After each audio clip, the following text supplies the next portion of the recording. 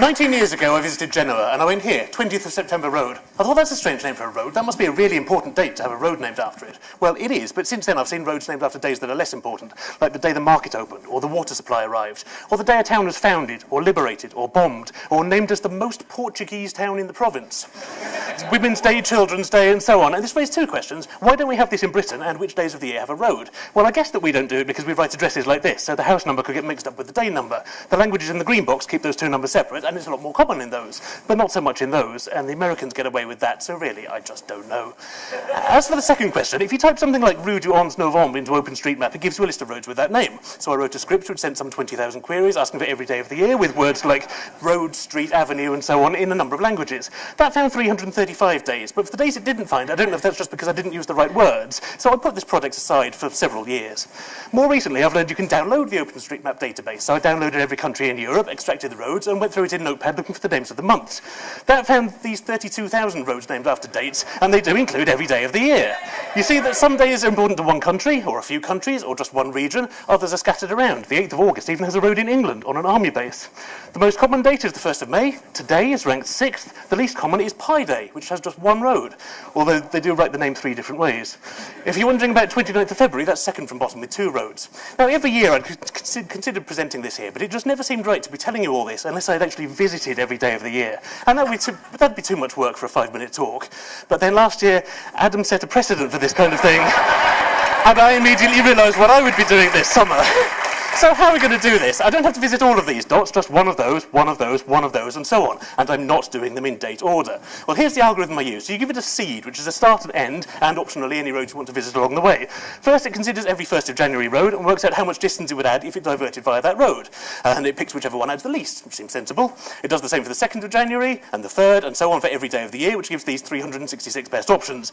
And then it picks whichever of those adds the most distance. I'll explain why in a moment, but it incorporates that into the route, so now we've got a route with 3 nodes.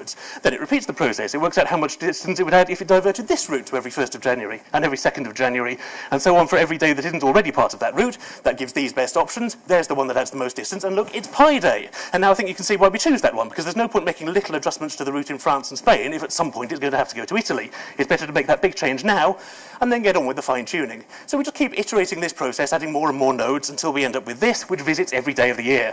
And when I first saw this, I was pleased at how short it was. I knew I'd have to go there and there. Zaragoza's got the only sensible 2nd of January, and Portugal's got loads of good stuff. So really, you can't do much better than this. I'm happy with this algorithm. What I'm not happy with is the database. In some places, it's out of date. Look, this road was called 19th of January 11 years ago, but not anymore. In other places, it's just wrong. It labels all of these as 25th of September, but really the first 2 are the 28th, and the bottom one is April. So I made a rule that I wouldn't allow any roads into my plan unless I'd seen recent photographic evidence of their name, and that caused a problem in Zaragoza. The route visits 7 roads in that city, including 20th of December walk. I searched everywhere online, but I couldn't find any photos of this sign, so I couldn't use it. I'd have to pick a different 20th of December, which means Romania. I need to visit this road instead of the one in Spain. So we use a seed that has a start, an end, and that road. Run it, and you get this, which has problems. It goes across the sea, it goes to places I don't really want to go. So let's just get rid of all those grey dots and try again. Better, but if I'm going through Germany, I want to see 17th of June Street in Berlin. I mean, look, how could I ignore that? It's even got free parking. Include that in the seed, and you get this. Now, if I'm driving from there to there, I'll actually go this way, so to let the algorithm know that, we'll pick a road here and put it in the seed. And then let's forget this part and make the whole thing a closed loop instead. Okay, now I just need to check all these roads one by one, starting with the rarest. If I'm happy with one, I include it in the seed. If there's a problem, then I search for an alternative that I do like, and I include that. Sometimes I include interesting places like this, where the 2nd and 3rd of March meet each other.